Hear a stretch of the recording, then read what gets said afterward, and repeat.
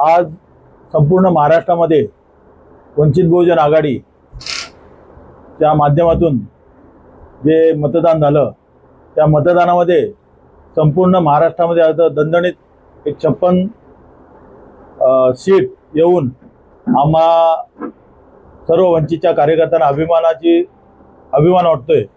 आणि याच्या पुढेही बृहन्मुंबई महानगरपालिकेचा ज्या मतदान होईल, जे इलेक्शन आहे त्याच्यामध्ये पण आम्हाला भरभरून यश येईल अशी आम्हाला आशा आहे।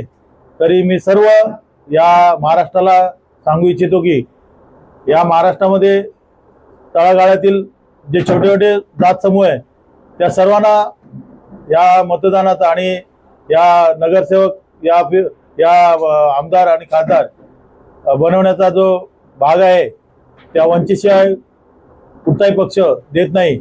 आणि वंचितला सर्व समाजातून ही जी मतदानाची संधी मिळाली आणि त्या संधीचं सोनं घेऊन त्या संपूर्ण महाराष्ट्रामध्ये दणदणीत विजय मिळून विजय संपादन करून सर्वांना दाखवून दिलं की वंचित हा पक्ष एक आघाडी घेऊ शकतो।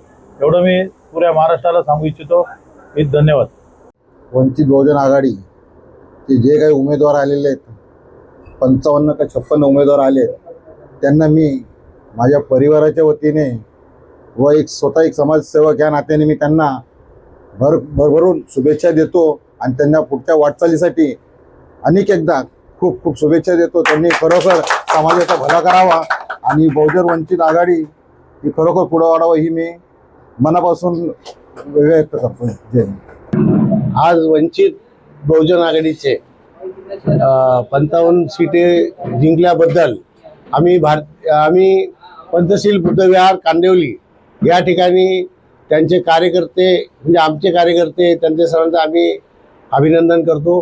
त्यासाठी आम्ही सगळे एकजण झालेलो आहे आणि असेच आमच्या सर्व कार्यकर्त्यांनी वंचित बहुजन आघाडीला सपोर्ट करावा आणि असंच पुढे त्यांना न्यावं असं मी सर्वांना सांगतो। जय भीम।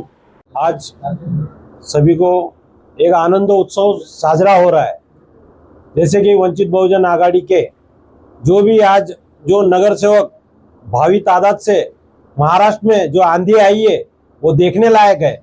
वैसे हमारे पगारे साहब पंचशील बुद्ध विहार यहाँ के अध्यक्ष, हमारे सामाजिक कार्यकर्ते हमारे राजेश साळवे साहब आज यहाँ बैठ के हम जो हमारी जो सच्ची 56 इंच की छाती है वो आज हमारी दिखाई दे रही है। ये मनोअजय ने याद रखना चाहिए। और यहाँ जितने भी मेरे भाई बंधु है ये सब हम आगे मिलके बढ़ के नीला झंडा हम यहाँ मुंबई में बृहन मुंबई महानगर पालिका में फड़का के रहेंगे। यह हमारी अच्छी इच्छा है। ये मैं समाज के लिए एक नेतृत्व हमको जो मिला है वो हमको पकड़ के आगे बढ़ना है।